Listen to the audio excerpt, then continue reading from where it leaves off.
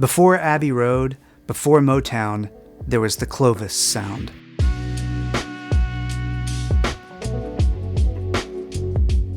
In a converted mechanic shop with hanging speakers and custom mixers, a soft-spoken producer named Norman Petty shaped a sound that would launch the careers of legends and forever change rock and roll. Norman Petty was driven by clarity. At a time when most recordings were raw and unruly, Petty's were smooth, clean, and innovative. What became to be known as the Clovis sound, sometimes called the Tex-Mex sound, first caught a spark with Roy Orbison and his friend Buddy Knox, who he recommended record at Petty's studio. Buddy recorded his song Party Doll there, and it went to #1 on the pop charts. When Party Doll shot to #1, Norman Petty and his humble studio started attracting talent from all over the country. But the spark that he and Roy Orbison struck grew into a blaze when a local musician from nearby Lubbock, Texas named Buddy Holly recorded his new single, That'll Be the Day. Throughout his career, Petty went on to record an array of eclectic artists, including Waylon Jennings and many more. Now, his studio was not traditional. He modded most of the gear himself, always tinkering with something or another. He maintained strict discipline in the studio: no smoking, no drinking, no swearing. His control room was built around 3 heavily modified Altec 1567A mixers, paired with a really unique collection of outboard equipment. Together, these elements created a distinctive sonic signature: warm, detailed, and emotionally resonant, what we now call the Clovis sound.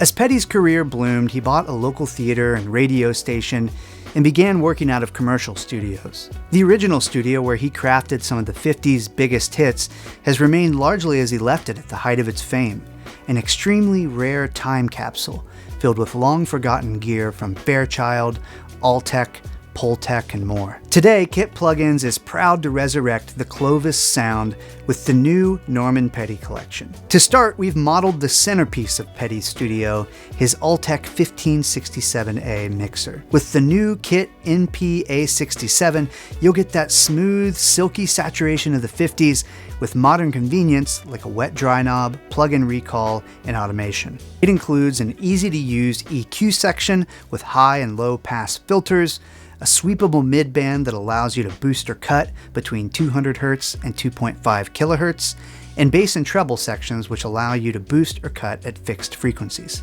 So what was the Altec 1567A? Originally built in the 1950s as a mono-tube mixer for radio broadcast, it was rugged, it got really loud when you wanted it to, and it was really simple. It was basically just 5 input channels and a single output. But it did have something really special, and that's its tube-driven signal path that added an unmistakable warmth and saturation. Its tubes, typically 12AX7 and 6CG7, introduced a pleasing harmonic distortion.